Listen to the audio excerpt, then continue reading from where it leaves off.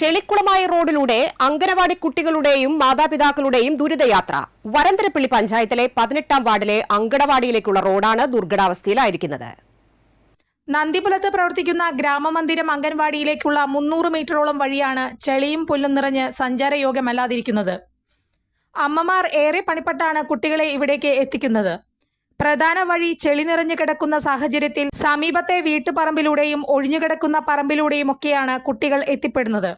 ഇതും ഏറെ അപകടം വിളിച്ചു വരുത്തുന്ന സാഹചര്യമാണ്. റോഡ് ഉണ്ടായിട്ടും വാഹനങ്ങളടക്കം ഇങ്ങോട്ട് വരാൻ സാധിക്കാത്ത അവസ്ഥയാണ്.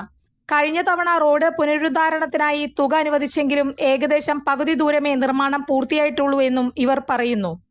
ഇവിടേക്ക് പിള്ളേരെ കൊണ്ടുവരാൻ എൻ്റെ ഒരു മകളോട് പഠിക്കുന്നുണ്ട്. എൻ്റെ മാത്രമല്ല ഒരുപാട് കുട്ടികളോട് പഠിക്കുന്നുണ്ട്. പക്ഷെ ഇങ്ങോട്ട് ഈ വഴിക്കൂടെ വന്ന് പോകാനായിട്ട് വർഷകാലം കഴിഞ്ഞ് ഈ വഴിക്കൂടെ നടക്കാൻ പറ്റില്ല.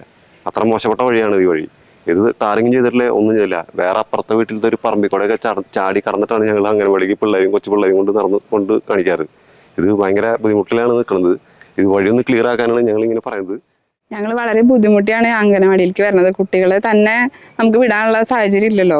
അത് ഈ കുട്ടികൾക്ക് ഈ വഴി കൂടെ ഒട്ടും വരാൻ പറ്റില്ല. കുട്ടികളെ ഞങ്ങൾ എടുത്തിട്ടാണ് വരുന്നത്. ഞങ്ങൾ കുട്ടികളെ അംഗനവാടിക്ക് വിടാണ്ടിരിക്കാൻ പറ്റില്ല. ഞങ്ങൾക്ക് കുട്ടികളെ അംഗനവാടിക്ക് വിട്ടേ പറ്റുള്ളൂ. ഈ വഴി കൂടെ ഞങ്ങൾ എങ്ങനെയാണ് വരിക?